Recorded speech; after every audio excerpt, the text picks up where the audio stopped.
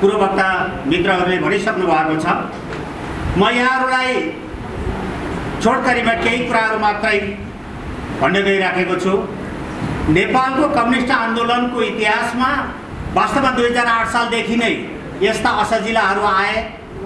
19 सालको घटनाक्रमले हामीलाई कहाँ पुर्यायो र 24 सालपछि हामी जसरी व्यवस्थित भएर 25 सालपछि नेपालको कम्युनिस्ट आन्दोलनलाई एकीकृत गर्ने काम अघि बढाउने जुन प्रयत्न भयो, यसलाई बेला बखतमा देशभित्र र देश बाहिरका शक्तिहरूले यसलाई विखण्डन गर्ने र समाप्त गर्ने काममा लागि परेको इतिहास हाम्रो सामु प्रष्टै छ।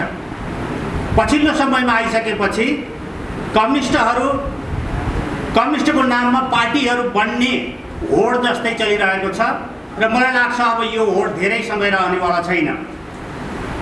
अहिले देखिएको दुई खाले कम्युनिस्टहरू जसलाई हामीले यो मोर्चासँग सम्बन्धित र भोलि आउनुहुने क्रान्तिकारी मित्रहरू एक लाइनमा र संसदवादी कम्युनिस्टको नाममा हँसिया हथौडाको झन्डा देखाएर जनतालाई उल्लु बनाउनेहरूको एकातिर सङ्गठित हुने अवस्था सिर्जना भइरहेको हामीले प्रश्न देखिरहेका छौँ। अब हामीलाई दुई कित्तामा उभिने बेला भएको छ र म यस मञ्चबाट सम्पूर्ण क्रान्तिकारी मित्रहरूलाई के भन्न चाहन्छु भने हामीले अब खुट्टा कमाउने बेला होइन, एकले अर्कोलाई दोषारोपण गर्ने भन्दा पनि क्रान्तिकारीहरूलाई लामबद्ध गरेर अघिल्तिर बढ्नुपर्ने टटकारोसँग आएको कुरा मलाई लाग्छ मैले यहाँहरूलाई फेरि पनि भनिरहनु पर्दैन। एमसीसीका प्रश्नहरू जस्ता कुराहरू जसमा हामीले सडकमा निकै ठुलो चाहिने दौडधुप गऱ्यौँ, तर सत्तासीनवाला भित्री शक्ति र बाहिरी साम्राज्यवादीहरूले जुन प्रकारको खेल खेले त्यसमा सबैभन्दा अचम्म त के लाग्ने भने हामीलाई उल्लु बनाउने कामको निम्ति सत्तासीनवालाहरूले 12 बुँदे प्रस्तुत गरे। त्यो प्रस्तुत गरिएकोमा हामीले अलिकति बुझ्नुपर्ने विषयवस्तु के हुन्छ भने कुनै पनि कुरा गर्दाखेरिमा दुई पक्ष बसेर सहमति गरिएको हुन्छ। नेपालको प्रतिक्रियावादी सरकारले पनि एउटा करार ऐन भन्ने बनाएको छ। त्यो करार ऐनमा के छ भने यदि यो कुरा विमति रह्यो भने कुनै बुँदामा दुई पक्ष बसेर सहमति गर्नुपर्नेछ भन्ने लेख्या हुन्छ। एमसीसी जस्तो विषयवस्तु अमेरिकी साम्राज्यवादसँग गरेका कुरालाई नेपालको संसदभित्र बसेर हामीले अमेरिकालाई भनिदिन्छौँ, उसले मान्छ भनेर यहाँबाट आदेश जारी गरेको कुरा गरेर हामीलाई उल्लु बनाएर उनीहरूले एमसीसी पास गरे। कतिसम्म नेपाली जनतालाई उल्लु बनाउँछन् भन्ने कुरा त एउटा सानो उदाहरण मात्रै हो। साम्राज्यवादीहरूले घेराबन्दी गर्छन् भन्ने कुरा आइपिएसको एउटा अङ्ग हो भनेर भनिएको कुरालाई एसपिपीमा आएर अहिले के भनिरहेको छ, हामीले भनिदियौँ अमेरिकाले मान्छ। कसरी मान्छ? तपाईँ हामीले बुझेका छौँ एउटा साधारण घरबेटीको घरमा बस्दाखेरिमा पनि सहमति हुन्छ भने छोड्दाखेरिमा र बस्दाखेरिमा भएको सहमतिलाई तोड्नु पर्यो भने दुई पक्षले चाहिने सहमत हुनुपर्नेछ भन्ने हुन्छ भने अन्तर्राष्ट्रिय रूपमा गरिएको सन्धि सम्झौता जस्ता विषयवस्तुलाई एक पक्षले बसेर मैले भनिदिएँ त्यसकारणले त्यो कुरा अब उसले मान्छ। अमेरिकी साम्राज्यवादले नेपालका सत्तासीन दासहरूले भनेको कुरा मान्ला? यस्ता उल्लु कुरा गरेर नेपाली जनतालाई बेवकुफ बनाउने जे काम आजका प्रतिक्रियावादीका दलालहरूले नेपाली सत्तामा बसेर जसरी आम नेपाली जनतालाई उल्लु बनाएका छन्, यो चाहे एमसीसी होस्, एसपीपी होस् या यस्ता कति कुराहरू छन् जो हिजो देखिएको थिएन, अप्रत्य थियो, घटनाक्रमले त्यो अब देखिँदै आइरहेको छ। यस्ता राष्ट्रद्रोही सहमति र कुराकानीहरू कति छन् भन्ने कुरा त आइसकेपछि हामीले थाहा पाउने हो। त्यसकारणले म यहाँसँग के अनुरोध गर्दछु भने देशलाई यिनीहरूले धरौटीमा राखेका छन्, यिनीहरूले दासता स्वीकार गरेका छन् र यस्ता दासहरूबाट हामीले प्राप्त गर्नको निम्ति हामी लाइक माइन्डेड फोर्सेसहरू अथवा क्रान्तिकारीहरूले मोर्चालाई पार्टीमा परिणत गरेर क्रान्तिकारी जुझारु शक्तिका रूपमा अघिल्तिरको जानको लागि इमान्दारीपूर्वक लाग्ने बेला आइसकेको छ भन्ने कुरा यहाँहरू सामुमा विनम्रतापूर्वक अनुरोध गर्न चाहन्छु। हामीले देखेका छौँ महँगी चरमचुलीमा छ, त्यति मात्रै होइन, क्रान्तिकारीहरू यो देशमा वास्तवमा उत्पादनशील शक्तिका रूपमा रहने युवा शक्ति किन यहाँ हामी कहाँ छैन र आज किन समस्या भइरहेको छ? यहाँले देख्नु भएको होला, गाउँघरमा उत्पादनको क्षेत्रमा हामीले हेर्ने हो भने अघि नै पूर्ववक्ता साथीले भन्नुभयो, हामीले गुन्द्रुक, भटमास, मकै जस्ता कुराहरू बाहिरबाट आयात गरिन्छ। चामलका त कुरै छोडिदिउँ, अन्य उपभोग गर्ने जिन्सीका कुरा त हामी बाहिरका आधारमै बाँचिरहेका छौँ, त्यसका त कुरै छोडिदिउँ। यो किन भइरहेको छ?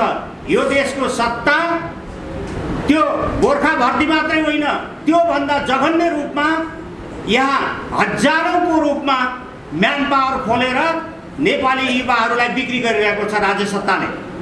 यहाँलाई थाहा होला, कुनै एउटा देशमा कुराकानी गरेर 200-400 मान्छे पठाउन पाउने भयो भनेदेखि राज्यले ठुलो हङ्गामा गरेर भन्छ फल्लो देशसँग हाम्रो श्रम सम्झौता भयो, हाम्रा यति युवाहरू विदेश जाँदैछन्।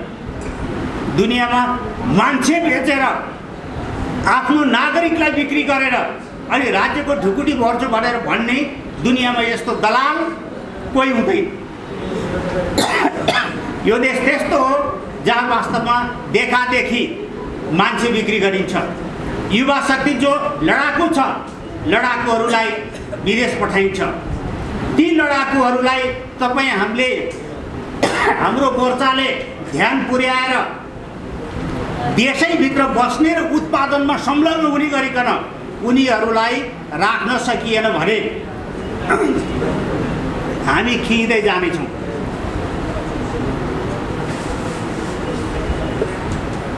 किनकि यहाँलाई थाहा छ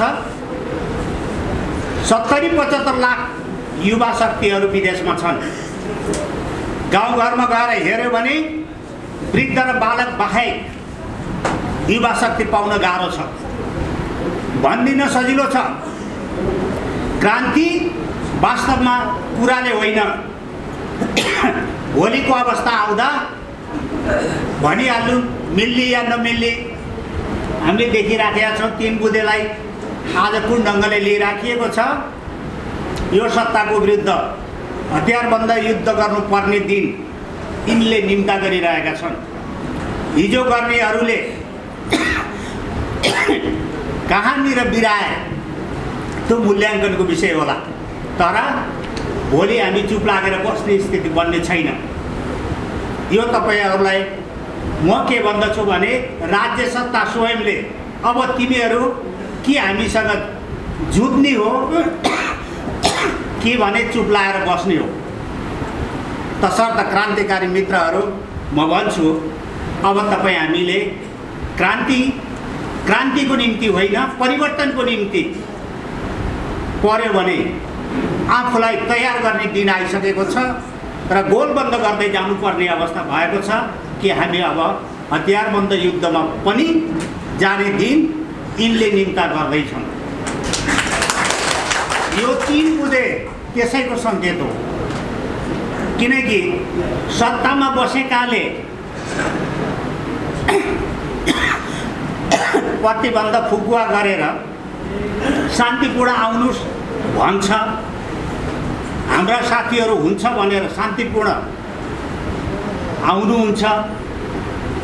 त्यो शान्तिपूर्ण आएकोलाई न्यू खोजी गरिकन आजको दिनमा आफैले तयार गरिएको अदालतबाट कुर्जी जारी किन गरिन्छ? यसको अर्थ हो हामी तिमीहरूलाई सहमतिमा होइन बाध्यात्मक रूपमा हाम्रो विरुद्ध लड्न तयार हो भन्ने आह्वान गर्छौँ भनेर यो सत्ताले भनिरहेको छ। तसर्थ सबै मित्रहरूले अब यो संयुक्त मोर्चालाई सक्दो बढाउने, मिल्दाहरूसँग बेमेलका विषयलाई कमजोर बनाउँदै मेलका विषयलाई खोज्दै यो देशको आमूल परिवर्तनका निम्ति मोर्चामा ल्याउने हो। त्यो आजको आवश्यकता हो। हामी भित्रैबाट कार्यनीतिक कुरामा नमिलेका कारणले केही मित्रहरू अलग हुनुभएको पनि हामीले बेहोरिराखेका छौँ। अब त्यसलाई हामीले ठुलो इस्यु नबनाइकन हामी आफू बिचमा फेरि छलफल चलाएर हामीले यस मोर्चालाई क्रान्तिकारीहरूको सशक्त मोर्चाको रूपमा निर्माण गर्नु आजको महत्त्वपूर्ण हाम्रो कार्यभार हो भन्ने मलाई लाग्छ।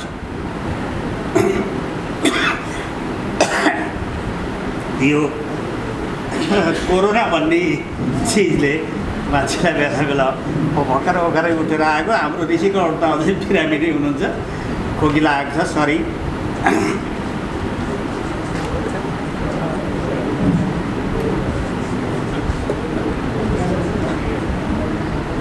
महँगी कसले ल्यायो?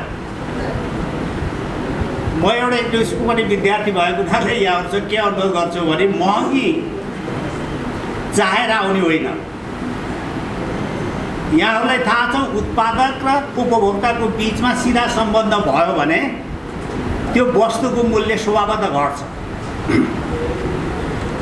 अब न हामी उत्पादक छौँ, हामी खालि उपभोक्ता छौँ र दलालहरूले हामीलाई थिचेका छन्। अब जबसम्म दलाललाई पन्छाउने प्रयत्न हामी गर्दैनौँ र स्वयं उत्पादनमा संलग्न हुँदैनौँ भने अनि हाम्रो मूल्य वृद्धि त अकाट्य छ।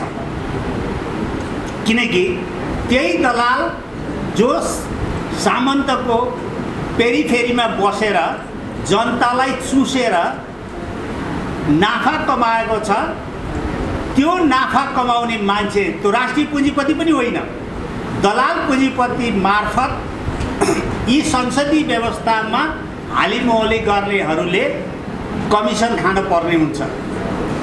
उनले नाफा कमाउँछ हामीलाई चुसेर र त्यो कमिसन मालिकलाई दिन्छ र मालिकले हामीमाथि शासन चलाउँछ। यस्तो उल्टो चक्र हुन्छ अर्थशास्त्रीय नियमअनुसार। अब यो कुरा हामीले अत्यन्त सहज ढङ्गले लियौँ र हामीलाई सस्तो भइदिए हुन्थ्यो मात्रै भन्ने अभिलाषा राख्यौँ भने यो हुनेवाला छैन। यो पनि क्रान्तिको एउटा ठुलो चोटिलो भार हो। यसलाई पनि हामीले जडबाट हान्नुपर्ने हुन्छ। किनकि व्यापारीलाई नोक्सान गरेर दे भनेर तपाईँले भनेर मान्दैन, तपाईँलाई नाकेबन्दी गरिदिन्छ, तपाईँलाई उपभोग गर्ने अवस्थाबाट वञ्चित गराइदिन्छ। त्योबाट तपाईँले वस्तु प्राप्त गर्नको लागि उत्पादनमा तपाईँको प्रभाव हुनु पर्यो, किसान तपाईँको हातमा हुनु पर्यो, राष्ट्रिय पुँजीपतिको संरक्षण गरेर उत्पादन गर्ने र त्यो उत्पादन देशभित्रै बिक्री गर्ने वातावरण सिर्जना गर्नु पर्यो। त्यसो भएको खण्डमा मात्रै हामीले वस्तु सुलभ मूल्यमा पाउँछौँ र हाम्रा उत्पादकहरूले आफूलाई पनि मजबुत बनाएर राष्ट्रिय पुँजीपतिको रूपमा विकास गर्न सक्छ। हामी कहाँ त्यो वातावरण छैन। यसो भएको हुनाले हामीले जुन प्रकारको महँगीको प्रसङ्ग उठाइराखेका छौँ, अलिकति तेलमा, अलिकति नुन तेलमा चाहिँ अलिअलि प्राइस घटिदिए हुन्थ्यो भन्ने कुरा भनेको निर्वाह गर्ने कुरा मात्रै हो, आमूल सत्तालाई हान्ने कुरा होइन।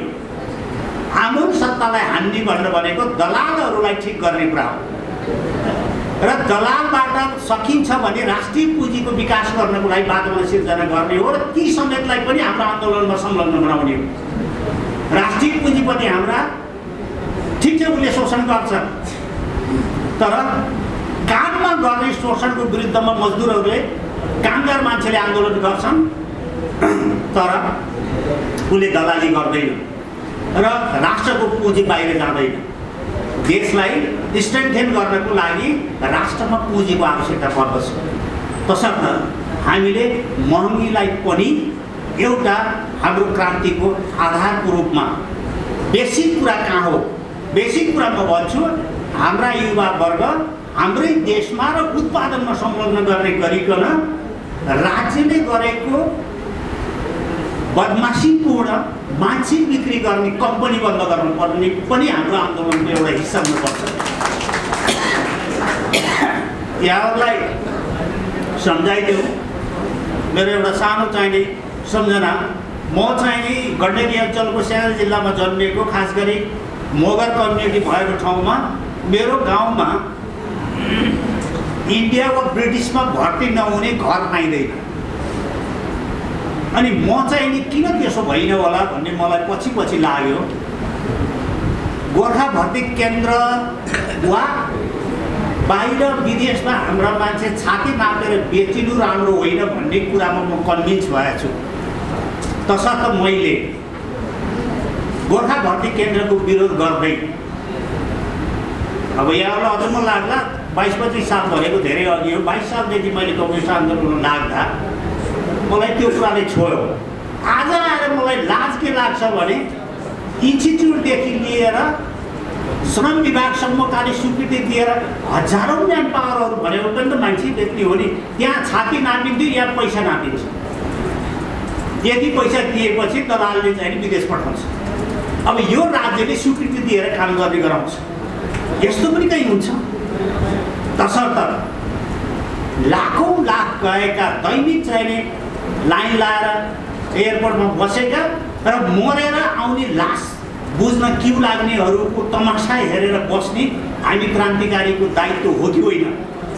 म भन्छु हामीले त्यो कुरालाई रोक्नको लागि हाम्रो आन्दोलनको एउटा एजेन्डा युवाहरू देशभित्रै बसेर र श्रममा संलग्न हो भन्ने कुरा पनि उठाउन जरुरी छ। तब मात्रै हाम्रो महँगीको चर्को मार नेपाली जनताको टाउकोबाट हामी पछ्याउन सक्छौँ। होइन भने यो हामी गराउँदै गर्छौँ, दलालहरूले खाँदै गर्छन्, यस्तै चल्दै गर्छ। किनकि यिनै चाहिने दलालहरूको कमिसनको भरमा यो राज्य सत्ता टिकेको छ। यो राज्य सत्तालाई ध्वस्त गर्ने भनेको कुल ठाउँमा हान्यो। अर्को, हामीले धेरै कुराहरू साथीहरूबाट सुन्यौँ। अब यो 3 बुँदेको त मैले अघि यहाँहरूलाई भने, हामीले प्रतिबन्धित भएको अवस्थामा साथीहरूसँग बसियो। मोर्चा त्यति बेला पनि रणनीतिक मोर्चा भनेर निर्माण गरियो।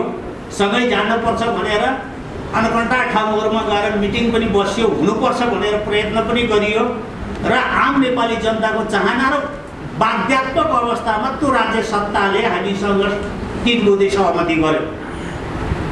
त्यो 3 बुँदे सहमति वास्तवमा नेपाली जनताको पक्षमा थियो। अब अहिले आइसकेको यो 5 दलीय गठबन्धन वास्तवमा केपी ओली ठिक छ भन्ने मलाई लाग्ने कुरासँग मैले यहाँ जोडिरहेको छैन। तर मात्रात्मक रूपमा हेऱ्यो भने यो सत्ता अमेरिकी साम्राज्यवादको दलाली गर्ने कुरामा ऊभन्दा